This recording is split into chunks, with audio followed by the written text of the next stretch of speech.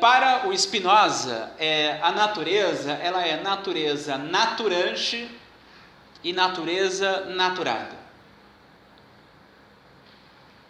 A natureza é sempre, para ele, natureza naturante e natureza naturada. Então tem diferença entre a natureza naturante e a natureza naturada, embora tudo seja natureza. Mas tem uma diferença aqui. O Spinoza vai dizer o seguinte: na natureza naturante há a substância constituída por infinitos atributos. Ou seja, para o Spinoza, existe essa substância que é causa de si. Nada a criou. A essência dessa substância é existir. A substância necessariamente ela existe.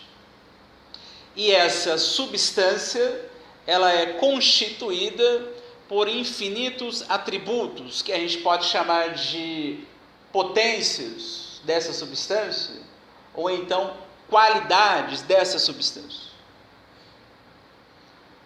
Isso, então, é a natureza naturante para o Spinoza, ou seja, uma substância constituída por infinitas potências, ou qualidades, ou então atributos, e nada a criou. Os corpos e as mentes são afecções ou modos, ou seja, modificações da substância. Todos os corpos e todas as mentes são modificações da substância.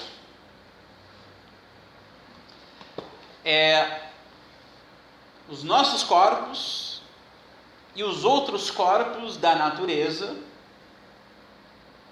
aqui mesmo, a gente está se relacionando com inúmeros outros corpos que nos afetam, mesa, cadeira, a luz, a cor, o oxigênio, são modificações, são afecções de um atributo da substância que ele nomeou de extensão. Então, a extensão é uma potência da substância que, ao ser modificada, essa substância, ao ser modificada por um atributo dela, essas modificações são os corpos.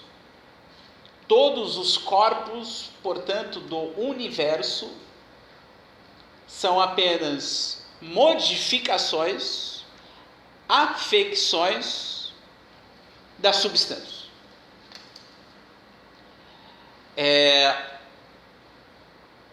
As nossas mentes, que não são corpos, as nossas mentes e todas as outras mentes da natureza são afecções ou modificações da substância também, mas são modificações ou afecções de um atributo da substância que não é a extensão, é o que ele chama de pensamento. Então existe uma potência da substância que, ao existir, essa existência são as mentes, são as ideias. Esse atributo ou potência da substância que, ao existir, são as ideias que existem, ele vai dar o nome desse atributo de pensamentos. Então a substância ela é extensa e a substância também é pensante. Para falar de um outro jeito. Então a natureza ela é corpo existindo, natureza naturante existindo, natureza naturada, agora é corpo. Mas também a natureza naturante, ao existir enquanto natureza naturada, ela também é ideia, mente. Então, para o Spinoza, os corpos são modificações de uma potência da substância que é o atributo extensão. As mentes são modificações de uma potência da substância que é o atributo pensamentos. Então, Deus, para o Spinoza, ele não é apenas natureza naturante, como substância constituída por infinitos atributos, como causa de si mesmo. Mas Deus é também natureza naturada, por isso que ele usa a mesma palavra natureza. Deus necessariamente existe. Pertence à essência de Deus, à sua existência. Então, o Deus para o Spinoza, e aí já começa então a ser possível entender porque ele foi tão perseguido na época dele, certo? Século XVII, o Deus para o Spinoza não é o Deus da teologia, o Deus transcendente às coisas deste mundo. Não é um Deus criador, onde haveria então um hiato intransponível entre esse Criador e as suas criaturas. Qual é a subversão do Spinoza na história da filosofia? Existe um ente absolutamente infinito, que é Deus, mas ele não é transcendente às coisas que existem. Ou seja, Deus para o Spinoza, esse ente absolutamente infinito, ele é imanente às coisas que existem. As coisas que existem, ou seja, corpos e mentes, exprimem uma potência absoluta de existir, que é Deus para ele. Então, para o Spinoza, um corpo qualquer, talvez para isso ficar melhor, vamos reduzir aqui aos nossos corpos, é finito. Mas os nossos corpos, embora sejam finitos, porque tiveram nascimento e terão uma morte, os nossos corpos não estão dissociados de um infinito de corpos.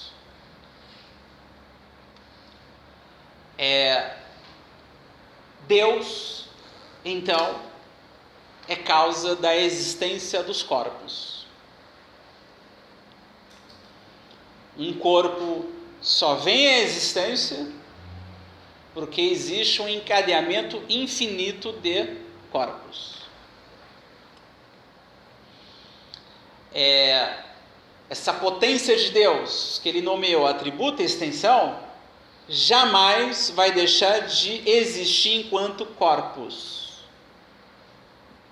Então, a natureza naturante jamais vai deixar de produzir corpos, porque existe uma potência de Deus, que é o atributo extensão, que produz infinitamente corpos. Se a substância cuja essência envolve a existência, necessariamente a substância, por meio de uma potência dela, jamais vai deixar de produzir corpos.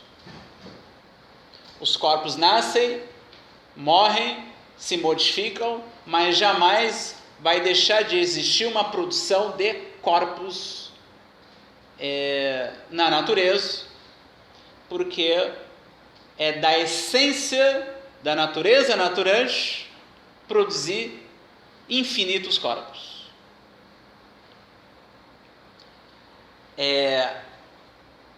As nossas mentes, elas são finitas, assim como os corpos são finitos, são modos finitos, mas as nossas mentes, elas não estão dissociadas de uma sucessão infinita de ideias. Ideias adequadas e ideias inadequadas. Por que para o Spinoza? Porque a substância, ela jamais vai deixar de produzir ideias, mentes, porque existe uma potência dela, que é o atributo pensamento, que produz infinitas ideias, infinitas mentes. Então, a nossa mente, embora seja finita, ela não está dissociada de uma sucessão infinita de ideias. Então, corpos e mentes têm como causa Deus. Deus é causa da existência dos corpos e também das mentes. Se não existe apenas o corpo humano, como isso é uma evidência, né? Está o tempo inteiro se relacionando com os outros corpos, aqui agora, a gente vai sair daqui e a gente vai encontrar corpos. Amanhã, corpos. Enquanto a gente vai continuar existindo, a gente vai encontrar corpos. Também para o Spinoza, não existe apenas uma única ideia, não existe apenas uma única mente, uma mente humana. Existem mentes inumanas.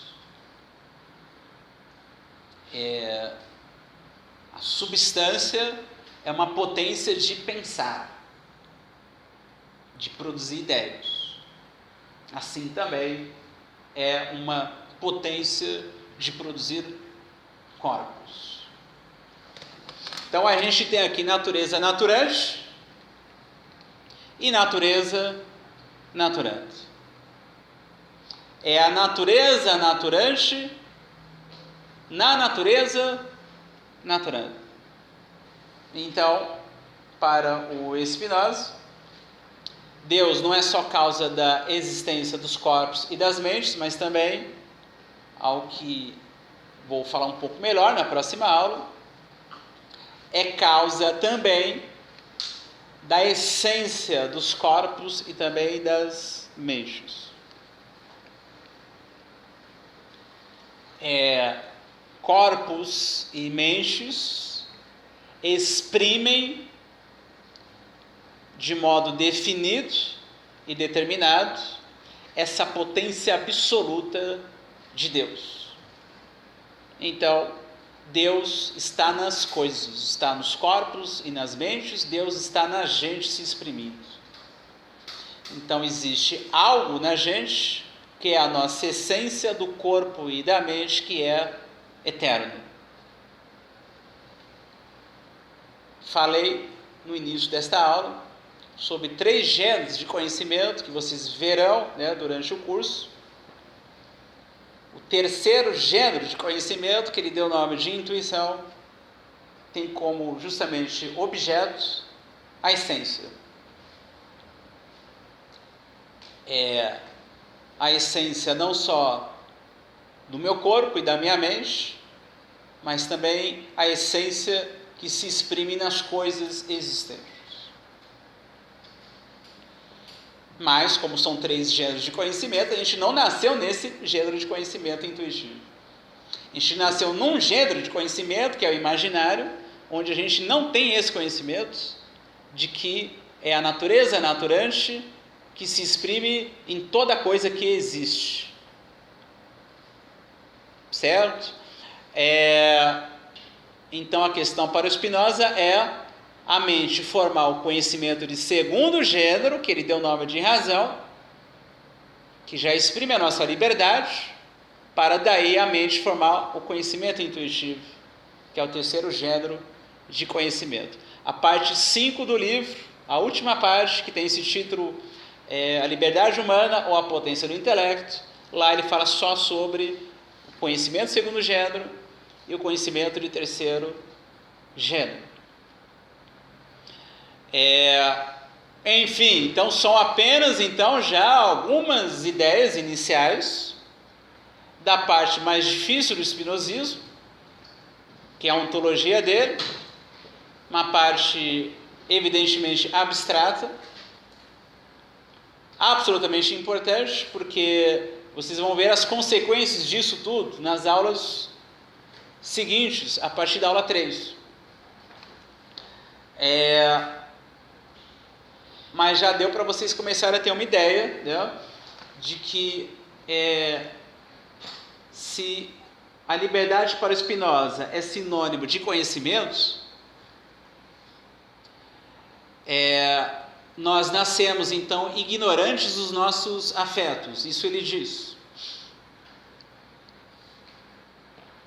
E aí a gente, enquanto a gente é servo dos afetos, a gente continua ignorando, né, na verdade, essa parte de Deus que nós somos. Olha isso, certo? Mesmo ignorando isso, jamais deixaremos de ser isso. Parte de uma potência absoluta. Mas a gente, formando conhecimento de segundo gênero e, sobretudo, conhecimento de terceiro gênero, a gente, então, passa a viver de um modo tal, né, como ele até chega a dizer, né,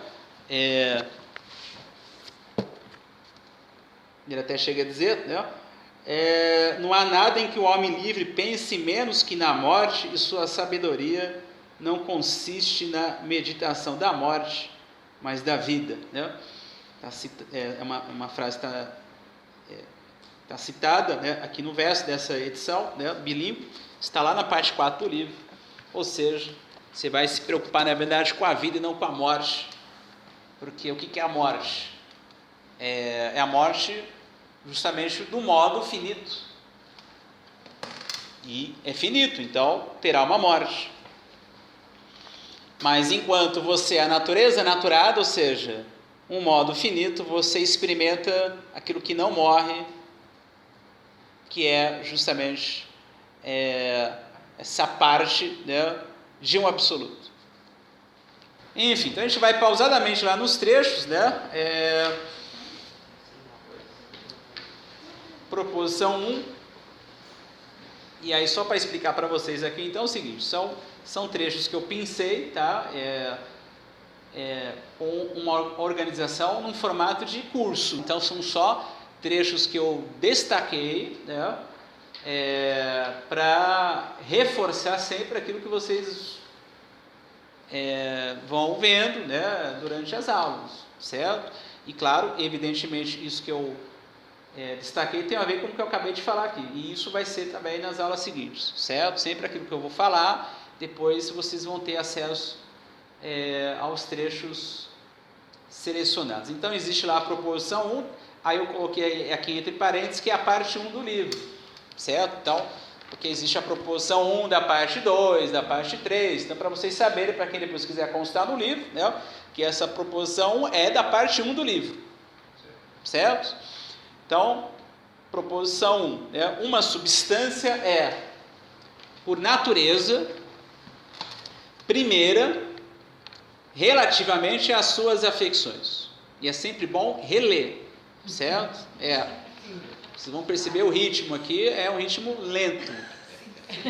Lento. Por isso que para poder ler a Ética de Spinoza hoje em dia, se vocês encontrarem alguém, faça festa, certo?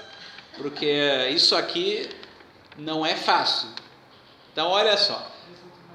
Uma substância é, por natureza, primeira, certo? Natureza naturante. Ela é o que? Primeira. Relativamente às suas afecções. O que são as afecções? Natureza? Natural. Ótimo isso. Quando já com 1 hora de aula o pessoal já entende. É a grande alegria que a gente tem. Então, olha só. Então, a gente tem aqui a substância, certo? Natureza naturante, certo? Ela é por natureza, porque ela é naturante. Então, natureza naturante é primeira, certo? Primeira, relativamente às suas afecções. Por que o relativamente? Porque é um modo de falar. Porque necessariamente ela vai existir, ela vai ser modificada, certo? É que aí tem, digamos assim, né, uma diferença, né, entre o efeito e a causa, certo? Ela é a causa das suas próprias afecções. Ela é a causa. Isso.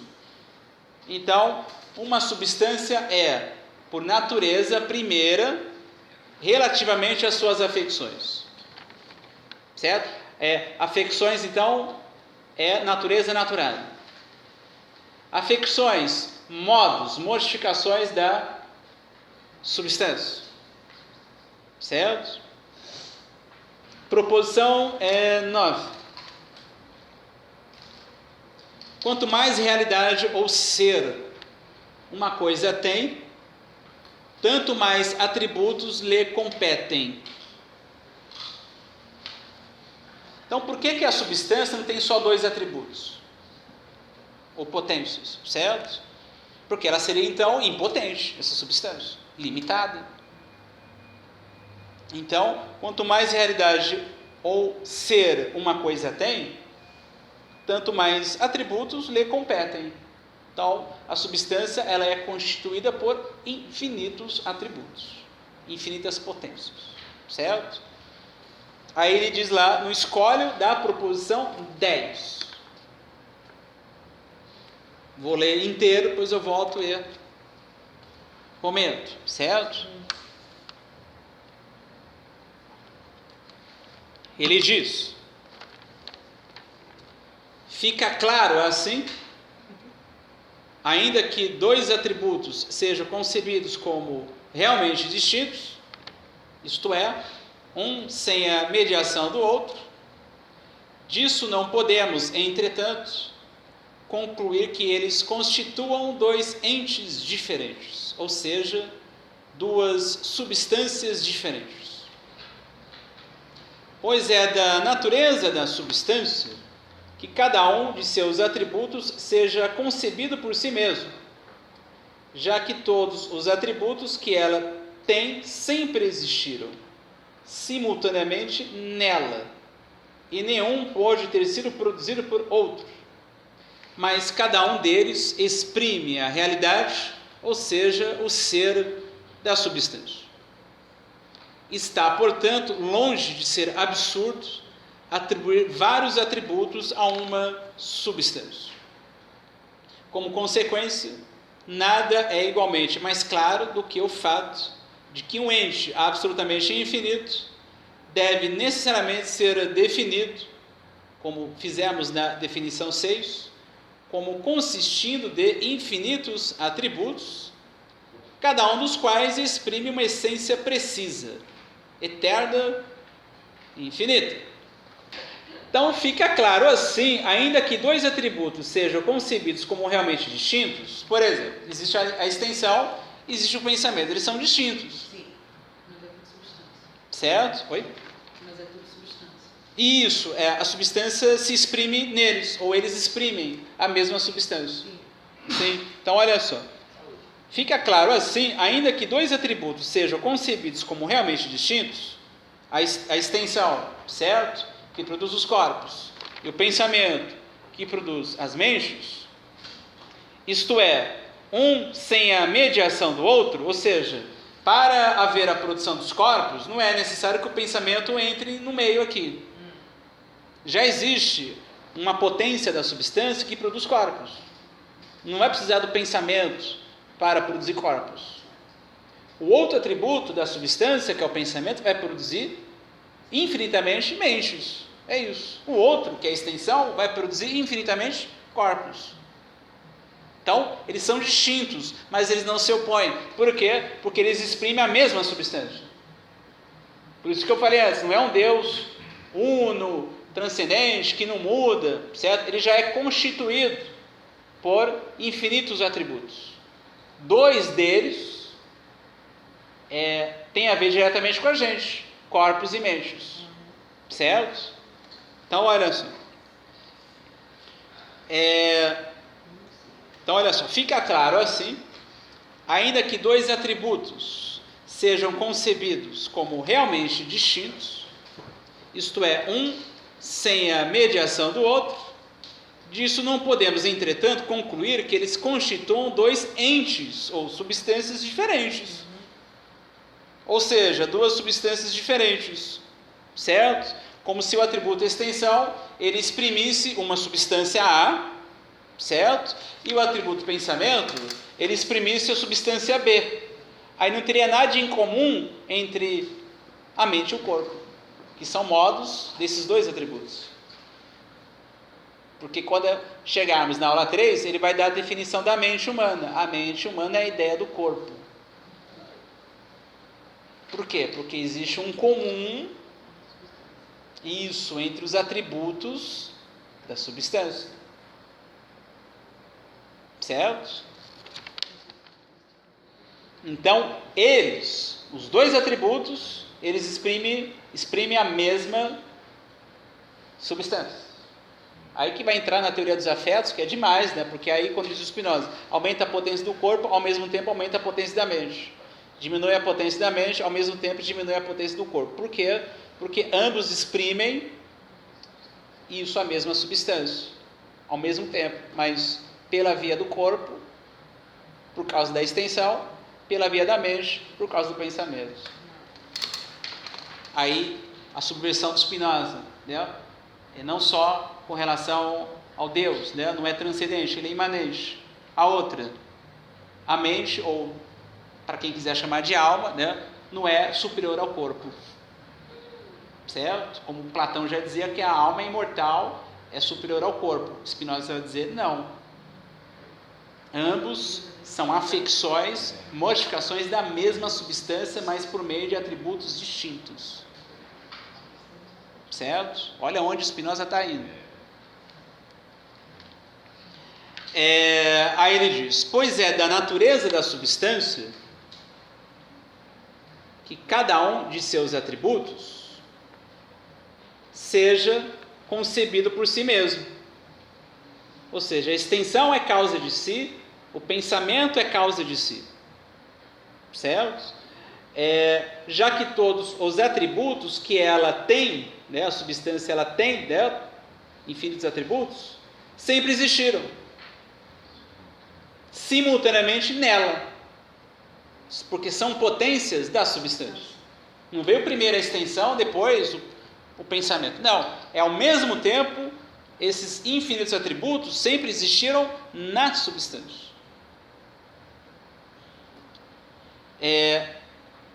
E cada um é causa de si, mas Aí que entra uma coisa interessante. É causa de si no seu gênero. A extensão vai sempre produzir corpos, e fim de papo. Não vai produzir mentes. Porque a substância já tem um outro atributo que produz sempre o quê? Mentes. Certo? Por isso que ele até chega a dizer que a diferença entre o atributo e a substância só é uma diferença de razão, né? Porque, no fundo, o atributo é causa de si, assim como a substância. Certo? Mas é que ele é infinito no seu gênero de realidade.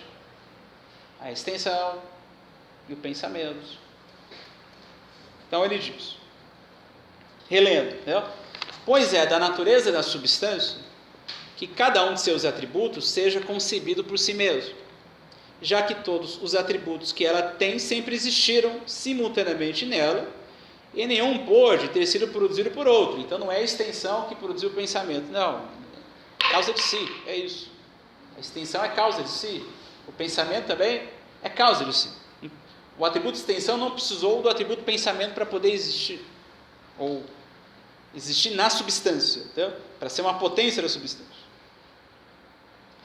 E nenhum pôde ter sido produzido por outro, mas cada um deles, ou seja, cada um dos atributos, exprime, olha só, exprime a realidade, ou seja, o ser da substância. Então, por isso que eles não se opõem, porque o que eles exprimem é a mesma substância.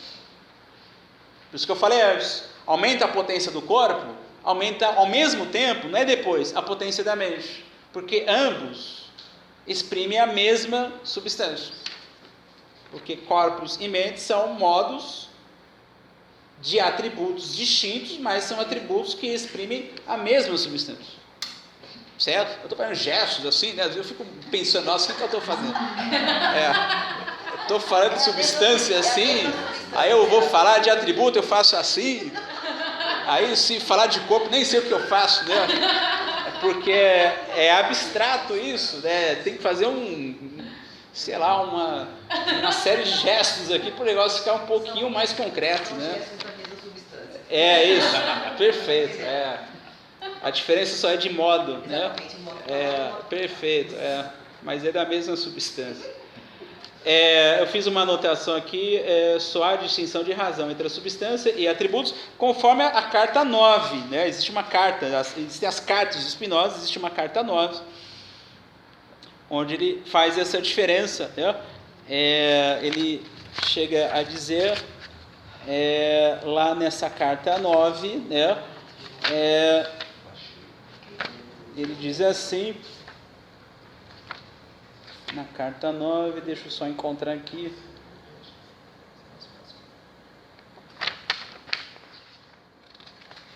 Aqui.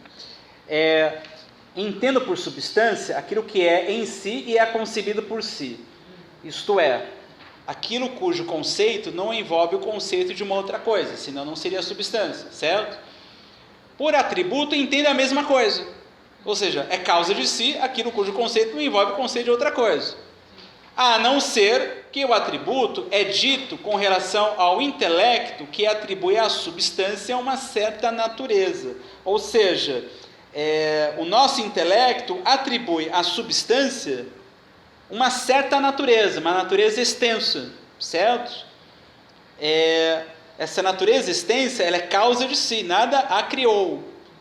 Mas, como ele falou antes, quanto mais realidade ou ser uma coisa tem, tanto mais atributos lhe competem. E por isso que ele disse aqui, né, no trecho onde eu parei, né, está, portanto, longe de ser absurdo atribuir vários atributos a uma substância. Certo? Porque cada atributo é causa de si, mas ele é infinito no seu gênero de realidade. Como falei, a extensão produz infinitos corpos. O pensamento produz infinitas ideias ou mentes. E por aí vai. Certo? Então, a substância ela é ao mesmo tempo constituída por infinitos atributos.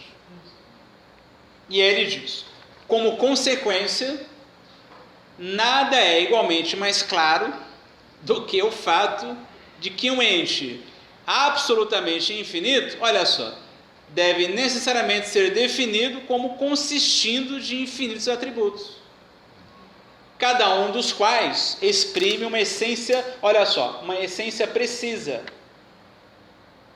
O que é a essência precisa? A extensão, ela exprime, né, uma essência precisa, ou seja, é um gênero de realidade. Não é ela, a extensão, que vai produzir mentes, vai produzir infinitos corpos, e da mesma maneira com relação aos outros atributos. Então, relendo, como consequência, nada é igualmente mais claro do que o fato de que um ente absolutamente infinito deve necessariamente ser definido como consistindo de infinitos atributos. Cada um, olha só, cada um dos atributos, né, cada um dos quais exprime uma essência precisa, eterna e infinita. Então, cada um dos atributos exprime uma essência precisa, eterna e infinita. Certo? Infinitos corpos produzidos pela extensão. Infinitas ideias produzidas pelo pensamento. É isso. Sim, né? A gente vai avançar, né? Proposição 11. Deus,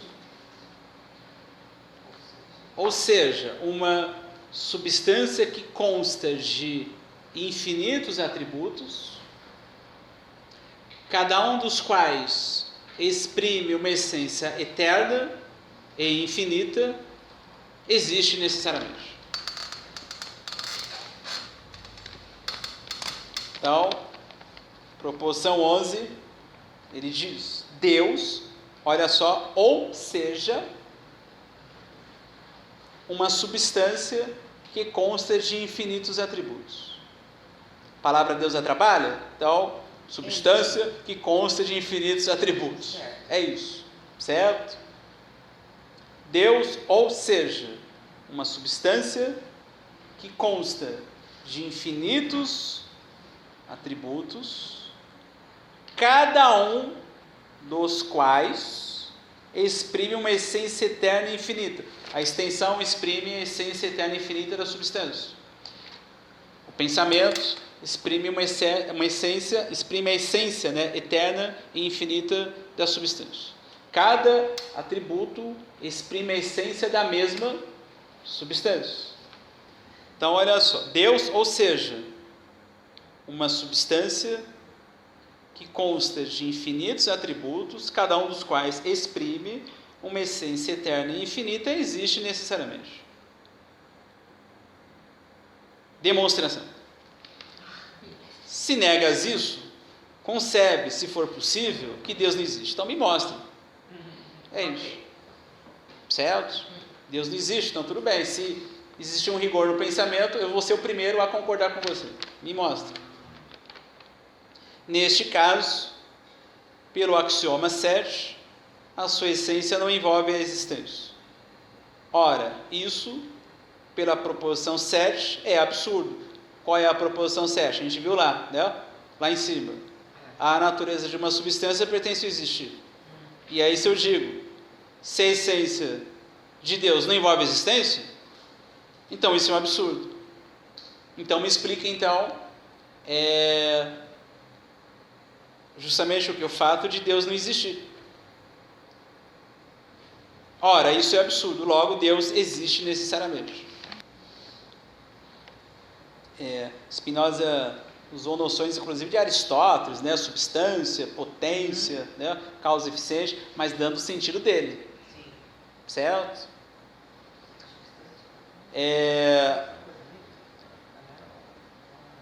Então, fechando, né? Proposição 15.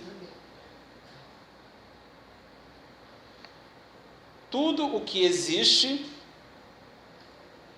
existe em Deus.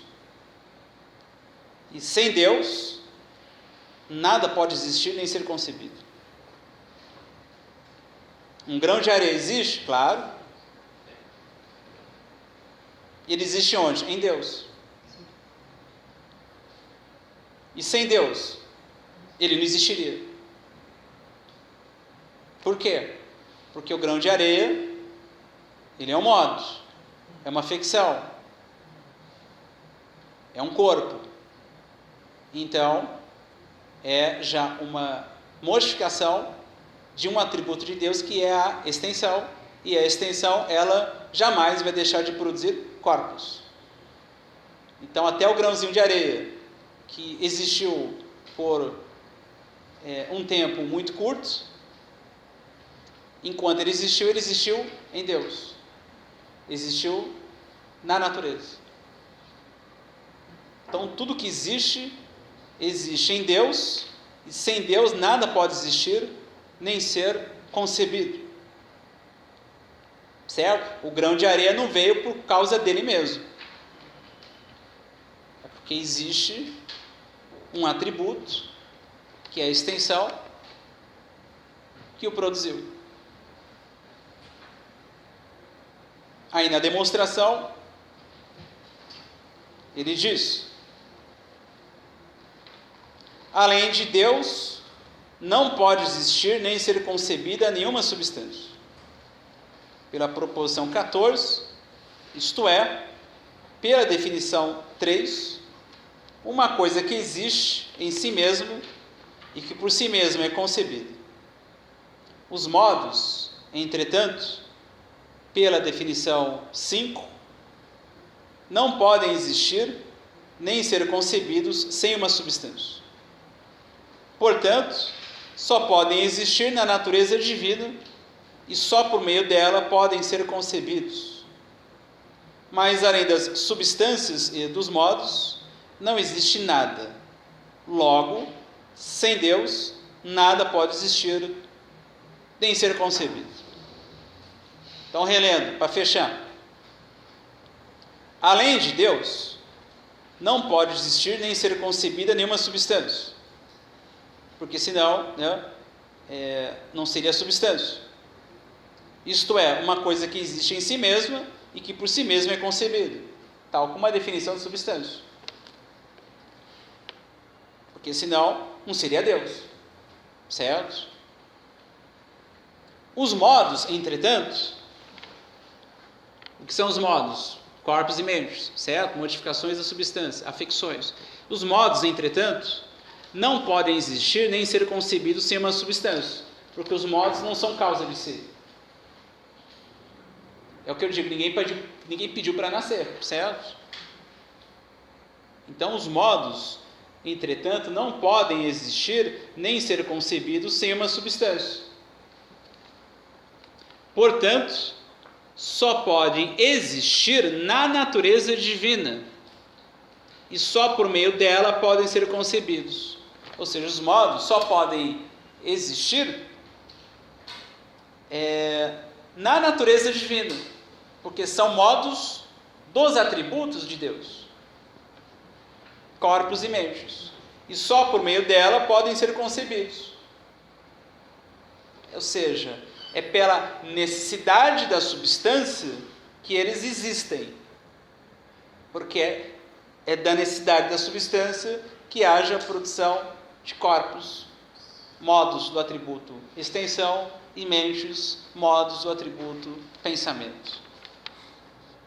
Mas além das substâncias, e aí substâncias no plural, por quê? Por causa disso, que só há aquela distinção de razão entre o atributo e a substância. Então, nesse sentido, o atributo é considerado também uma substância porque ele é causa de si, desde que ele seja infinito no seu gênero. Então, além das substâncias, ou seja, dos infinitos atributos que constituem a substância e dos modos, que são as afecções da substância, não existe nada além disso. Então, a imanência ela só é isso, é natureza naturante e natureza naturada. Não existe nada além disso, não tem transcendência. Logo, sem Deus, nada pode existir nem ser concebido.